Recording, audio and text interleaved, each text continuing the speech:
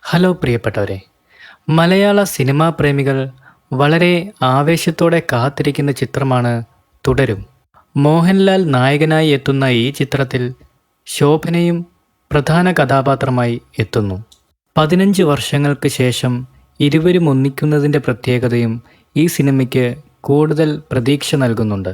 ഇപ്പോൾ ചിത്രത്തിൻ്റെ സംവിധായകനായ തരുൺ മൂർത്തി സിനിമയുടെ റിലീസിന് മുന്നോടിയായി നൽകിയ അഭിമുഖത്തിൽ ശോഭനയുടെ കാസ്റ്റിങ്ങിനെ പറ്റിയുള്ള രസകരമായ സംഭവങ്ങൾ വെളിപ്പെടുത്തിയിരിക്കുകയാണ്. ഞങ്ങൾ സിനിമയിലെ ലളിത എന്ന കഥാപാത്രമായി ആദ്യം ശോഭനയെയാണ് ഉദ്ദേശിച്ചിരുന്നത്. എന്നാൽ താരത്തിലേക്ക് എത്തിപ്പെടാനുള്ള ചില സാങ്കേതിക തടസ്സങ്ങൾ മൂലം തമിഴ് നടിയും സൂര്യയുടെ ഭാര്യയുമായ ജ്യോതികയിലേക്ക് ആ വേഷം നൽകാൻ ഞങ്ങൾ തീരുമാനിച്ചിരുന്നു. ജ്യോതിക ലളിത എന്ന വേഷത്തിൽ വളരെ ഇൻട്രസ്റ്റഡ് ആയിരുന്നു. കൂടാതെ ജ്യോതിക പറഞ്ഞത് ഇത്തരത്തിലുള്ള സിനിമകൾ എന്തുകൊണ്ടിപ്പോൾ തമിഴിൽ സംഭവിക്കുന്നില്ല എന്നുള്ളതായിരുന്നു.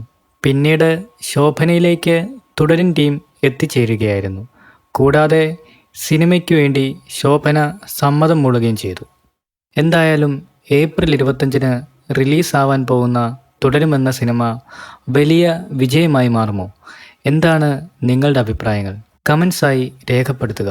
കൂടുതൽ സിനിമാ കായിക വിശേഷങ്ങൾക്കായി നമ്മുടെ ചാനൽ സബ്സ്ക്രൈബ് ചെയ്യുക. താങ്ക്